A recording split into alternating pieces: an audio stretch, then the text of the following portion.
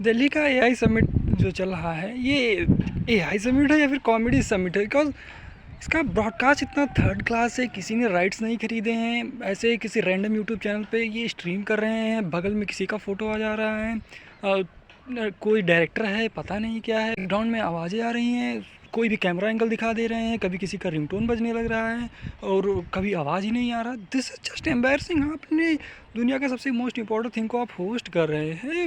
You need to have some respect for that might. ये this not good. अपने वो Champak robot Galgotia का जो वो रोबोट था जो उन्होंने कल दिखाया, ये पूरा इंडिया रील देख रहा है, सबने वो रील देख रखा है जिसमें अनंत अंबानी और हार्दिक पांड्या चंपक के साथ खेल रहे हैं। 3,500 साल पहले वो रोबोट इंट्रोड्यूस हो चुका है और आप उसको बिग 2026 में ला के दिखा रहे हैं। That's this is something that we have introduced.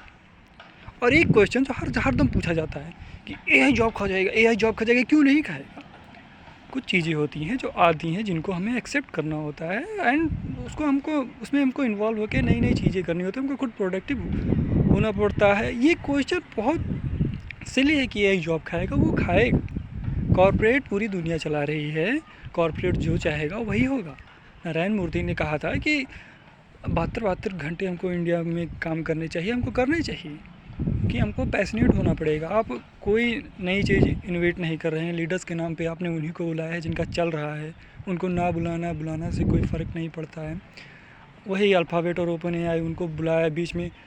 देखिए, हर एक चीज़ को अब नोटिस करा जाता है, पूरा प्लेटफॉर्म्स हैं, ये सब चीज़ें आप ऐसे थर्ड क्लास आप मार्केटिंग पे नहीं कर सकते। 3,500 करोड़ आप बता रहे हैं, 360 करोड़ आपने उसका बजट लगाया है। मेरे को लगता है सारा का सारा बजट सिर्फ पीआर और मार्केटिंग में गया है, बाकी कुछ दिख नहीं रहा है। इट्स जस्ट एम्बैरसिंग कि इस वर्ल्ड में जो सबसे मोस्ट इम्पॉर्टेंट थिंग जो एआई है, अब उसका मजाक बना रहे हैं। This is not good. बीच में इन्होंने एक आधार का ऐप बनाया था, उसका बड़ा हाइप बनाया था, बड़ा मार्केटिंग करा था कि हम एक आधार ऐप ला रहे हैं जिसमें ये हो जाएगा, अब ये कर देंगे, वो कर देंगे, वो कर देंगे। 3 महीने बाद पता चलता है कि उसमें क्या हो रहा है। सिर्फ आप एड्रेस अपडेट कर सकते हैं, आप फ़ोन नंबर अपडेट कर सकते हैं बस, और वो आपका जो आधार है वो 4:2 हो जाता है और बस इतने ही फैसिलिटीज़ उसमें। इसका हाइप कितना बना?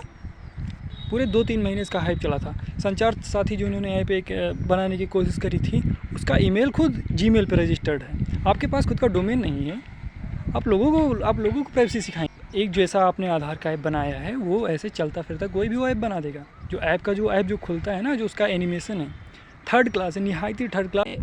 एआई का रिसर्चर ऐसा नहीं होता है कि मतलब लाइक कि वो बस ऐसे कोई कोर्स कर लिया ये वो। It's not like that. B Tech में जितने भी डिपार्टमेंट्स होते हैं, एआई रिसर्च को सबका नॉलेज होता है। वो कंप्यूटर साइंस भी जानता है, वो बायोमेडिकल भी जानता है, वो फार्मा भी जानता है, वो इलेक्ट्रॉनिक्स भी जानता है, वो कंप्यूटर साइंस जानता है, वो हर चीज़ जानता है। एआई इज़ नॉट कि ऐसे ही कोई रैंडम चीज़ है जो आपने लाया और हो करके कर दिया। It's just embarrassing. अपने चंपक को दिखा दिया ऐसे ही, फिर हमारे विप्रो ने भी इसको ऐसे ही दिखा दिया। It's just embarrassing to see this things. The world is pivoting some new direction and ये कॉर्पोरेट पूरी दुनिया चला रही है। आने वाले टाइम में सिर्फ ये अभी तो सिर्फ ये बोल रहे हैं कि सॉफ्टवेयर्स वाली जॉब जा रही है। मैं बताता हूँ आने वाले 10 सालों में मेडिकल जो है, मेडिकल पूरा जो सिस्टम है ये भी कॉन्स्ट्रिक्ट करेगा। जॉब्स इसमें भी जाएंगी। आपको ये मेडिकल शॉप्स बंद होते हुए दिखेंगे आने वाले 10 साल में, क्योंकि अब आपको टेलर्ड दवाइयाँ मिलेंगी एंड टेलर्ड दवाइयाँ मिलेंगी। उस पर रिसर्च चल रही है। मैं एज ए बायो इन्फॉर्मेटिशियन मेरे को इंटरेस्ट है, मैं उस पर रिसर्च करता हूँ, मुझको पता है कि कैसे क्या होना है। आप उसको अब एआई को ऐसे ही हाइप बना के और ऐसे ही आप नहीं कर सकते। आपको मेरिट को रिस्पेक्ट करना पड़ेगा, अच्छे रिसर्चेस लाने पड़ेंगे। अच्छे रिसर्चेस लाने के लिए आपको वर्क करना पड़ेगा। फॉर गेटिंग गुड रिसर्चर्स आपको टॉप इंस्टीट्यूट्स में जाना पड़ेगा। वहाँ पर उनके जो स्टूडेंट्स हैं, जो आप पैशनेट हैं, उनके साथ आपको टाइम बिताना पड़ेगा, आपको उनके साथ सफ़र करना पड़ेगा। Then only you will know कि भाई हाँ ये इसमें टेम्परामेंट है, ये एआई रिसर्चर हो सकता है। आप ऐसे ही कोई रैंडम थर्ड क्लास यूनिवर्सिटी से जाके आप उठा ले रहे हैं कि भाई 10 लाख में आपको एआई रिसर्चर्स नहीं मिलेंगे। You will have to pay them good. आपको उनको रिस्पेक्ट करना पड़ेगा, आपको उनकी वो जो कहेंगे आपको उनको मानना पड़ेगा, उनको वो सारी फैसिलिटीज़ प्रोवाइड करनी पड़ेंगी जो वो डिमांड करते हैं। AI is not something that कि ऐसे ही चल रहा है एंड इट वुड टेक। मैं ये नहीं कह रहा हूँ कि मतलब कि हमारे में टैलेंट नहीं है, और को टैलेंट मैनेज नहीं करना आता। जो हमारे जो टॉप इंस्टीट्यूट से जो क्वालिफाइड हैं, जिन्होंने मास्टर्स कर रखा है, बैचलर्स कर रखा है, जो जिनको सच में नॉलेज है, वो तो एमएनसीज़ के लिए काम कर रहे हैं। आपको उनको लाने के लिए आपको उनको अच्छा ऑफ़र करना पड़ेगा, आपको उनको फैसिलिटीज़ देनी पड़ेंगी, तभी तो आपके यहाँ काम करेंगे। एमएनसीज़ में उनको वो सारी फैसिलिटीज़ मिलती है, तब वो वहाँ पर उनके लिए काम कर रही हैं। इंडिया में ऐसा होगा नहीं, क्योंकि वो जी हुजूरी कर नहीं पाएंगे, क्योंकि वो आए हैं मेरिट पे, और मेरिट पे हमको लोग पसंद नहीं हैं। सो इसी वजह से हमारे पे दिक्कत है कि इनोवेट हम नहीं कर पा रहे हैं चीज़ों को। यूट्यूब पे मैं शौक इस चीज़ से हूँ कि यूट्यूब पे ऐसी कौन सा नॉलेज इन लोगों को एआई का आ गया है, जो 3 घंटे पहले जो एआई पैदा हुआ है उसका ये लोग 6-6 घंटे का कोर्स बना के बेच रहे हैं। ऐसा कौन सा नॉलेज इन्होंने सीख लिया है?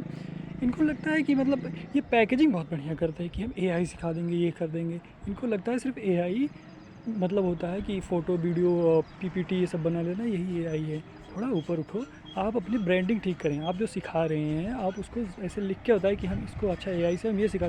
कोई यूट्यूबर आपको कोडिंग सिखा देगा एआई से? क्या वो पूरा आपको एआई में प्रोडक्टिव बना देगा? नहीं होता। यूट्यूबर वो कर पाएगा जो वो खुद करता है, वही वो आपको सिखाता है। नारायण मूर्ति ने जो कहा था कि 72 घंटे हमको वीक में काम करने चाहिए, हमको करने चाहिए, ये जिन लोगों ने सबसे पहले इनको ट्रोल करा था, मैं बताता हूँ सबसे पहले यही लोग फायर होंगे। मैंने अपने मीडिया का इंटेलेक्ट तो मैं तभी समझ गया था जब एक लड़के ने एलेक्सा को एक डॉल में फिट करा था और ये लोग उसका इंटरव्यू लेने पहुंच गए थे। So this is something like we need to see. ये लोग हमारी मीडिया को लीड कर रहे हैं जिनको टेक्नोलॉजी का टी भी नहीं पता है। और ब्रॉडकास्ट का तो मैं बात ही कर चुका हूँ कि कैसा ये समिट का ब्रॉडकास्ट हुआ है। इट्स जस्ट पैथेटिक कि कल जब वो हमारे जो बड़े हैं वो जब आए तो उनका जो ब्रॉडकास्ट, जैसे मैं क्रिकेट में ब्रॉडकास्टिंग में मैं मेरा नॉलेज में जानता हूँ कि जब हम क्रिकेट ब्रॉडकास्ट करते हैं तो हमको अगर हम एक कैमरा से फुटेज ले रहे हैं तो अगले कैमरा में एक कैमरा से अगर हम फुटेज ले रहे हैं तो दूसरा कैमरा अगर उधर से फुटेज ले रहा है तो हमारे कैमरा में वो वाला कैमरा दिख जाता है। ठीक है, ऐसा होता है। कल जब उनका वीडियो आया, पहली बार वीडियो तो म्यूट था क्योंकि कोई कुछ नहीं जानता क्या बोला उन्होंने, क्या उन्होंने सुना, क्या हुआ।